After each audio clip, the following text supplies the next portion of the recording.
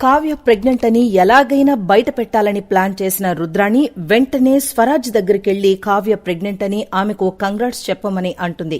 పిల్లాడు వెంటనే కావ్య వద్దకు పరిగెత్తుకుంటూ వెళ్లి నువ్వు ప్రెగ్నెంట్ అంట కదా అని చెప్పడంతో దుగ్గిరాల ఫ్యామిలీ, రాజ్ షాక్ అవుతారు. కావ్య ప్రెగ్నెంట్ అని నీకెవరు చెప్పారు అని స్వరాజ్ని కనకం అడగ్గా రుద్రాణి అని చెప్తాడు. దాంతో నేను అప్పు గురించి చెప్తే బాబు కావ్యకి కంగ్రాట్స్ చెప్పాడు అని తప్పించుకుంటుంది రుద్రాణి. వరలక్ష్మి వ్రతం ముగిసిన తర్వాత స్వప్న, అప్పులు తమ భర్తల నుంచి ఆశీర్వాదం తీసుకుంటారు. రాజు చేతుల మీదుగా కావ్యపై అక్షంతలు పడేలా కనకం మాయ చేస్తుంది. దీంతో దుగ్గిరాల ఫ్యామిలీ అంతా ఆనందిస్తారు. టాబ్లెట్స్ మార్చినా అప్పుకి ఏం కాకపోవడంతో రుద్రాణి, రాహుల్ తెగ టెన్షన్ పడతారు. వ్రతం తర్వాత కావ్యను గార్డెన్లోకి తీసుకువెళ్లి తనను పెళ్లి చేసుకోమని అడుగుతాడు రాజ్. భర్త తనపై చూపిస్తున్న ప్రేమకు పొంగిపోతున్నప్పటికీ అతనికి ఎక్కడ గతం గుర్తొస్తుందోనని కావ్య బాధపడుతుంది. ఇదంతా గత ఎపిసోడ్లో హైలైట్ గా నిలిచింది. ఇక ఆగస్టు 19వ తేదీ ఎపిసోడ్ 804లో ఏం జరిగిందంటే, రాజ్ మరోసారి తన మనసులోని మాటను చెప్పగా కావ్య మండిపడుతుంది. రామ్ గారు, మీకేమైనా పిచ్చా? మీరంటే నాకిష్టం లేదు, మిమ్మల్ని ఫ్రెండులా చూశాను తప్పించి వేరే ఉద్దేశం లేదు అని చెప్తున్నా వినిపించుకోకుండా పెళ్లి అని చంపుతారేంటి అని మండిపడుతుంది. మీకు ఈ ఇంటికి రావాలని ఉంటే రావచ్చు, వెళ్లొచ్చు, అంతేకాని నాతో ప్రేమ పెళ్లి అని మాత్రం అంటే మర్యాదగా ఉండదని కావ్య వార్నింగ్ ఇస్తుంది. మరోసారి ఈ టాపిక్ గురించి మాట్లాడాలనిపిస్తే ఈ ఇంటికి రావద్దు, లేదు నేను ఇలాగే ఉంటాను, నన్ను పెళ్లి చేసుకునే వరకు వదలను అని అనుకుంటే మీ కంటికి కనిపించినంత దూరంగా వెళ్లిపోతాను అని అంటుంది కావ్య. ఆ మాటలతో రాజ్ మనసు ముక్కలవుతుంది. నా కారణంగా మీరెక్కడికి వెళ్లొద్దు, నేనే మీకు దూరంగా వెళ్లిపోతాను అని వెళ్లిపోతాడు రాజ్. మనం అనుకున్నట్లే వరలక్ష్మి వ్రతాన్ని సక్సెస్ చేశాం అని కనకం, ఇందిర, అపర్ణ సంతోషిస్తారు. టాబ్లెట్స్ మార్చినా అప్పుకేం కాకపోవడంతో రాహుల్పై మండిపడుతుంది రుద్రాణి. అప్పు ప్రసాదం తీసుకోబోతూ ఉండగా కళ్లు తిరిగి పడిపోతుంది.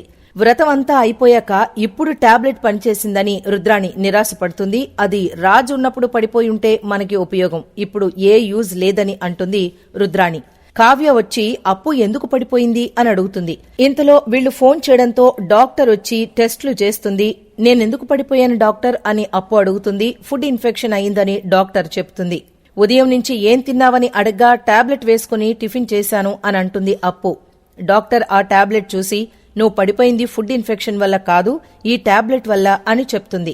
డాక్టర్ మాటలతో అప్పు బాధపడుతుంది. బయటకొచ్చాక అప్పుకి ఏం జరిగిందని డాక్టర్ అడుగుతుంది ధాన్యలక్ష్మి. ఈ టాబ్లెట్ వల్లే అప్పు పడిపోయింది అని చెప్తుంది డాక్టర్. మీరు రాసిచ్చిన టాబ్లెట్ ఇదేనని, దీన్నే వేసుకుందని ధాన్యలక్ష్మి అంటుంది. ఇది నేను రాసింది కాదు, ఎక్స్పైర్ అయిపోయిందని చెబుతుంది డాక్టర్.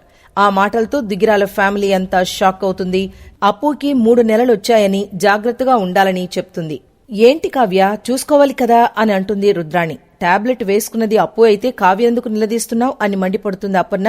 ఎందుకంటే ఆ టాబ్లెట్ ఇచ్చింది కావ్య కాబట్టి అని అంటుంది రుద్రాణి. మార్నింగ్ అప్పుకి టాబ్లెట్ ఇచ్చింది నేనే అని అంగీకరిస్తుంది కావ్య. ఆ మాటలతో ధాన్యలక్ష్మి పూనకం వచ్చినట్లు ఊగిపోతుంది. నీ కోడల్ని జాగ్రత్తగా చూసుకోమని ముందు నుంచి నేను చెప్తూనే ఉన్నాను అని అంటుంది రుద్రాణి. ఈ ఇంట్లో ఎవరిని నమ్మినా నమ్మకపోయినా నిన్ను నమ్మాను, కాని నీ మనసులో ఇంత కుట్ర పెట్టుకుని నా కోడలి కడుపు పోగొడతావని అనుకోలేదు అని మండిపడుతుంది ధాన్యలక్ష్మి.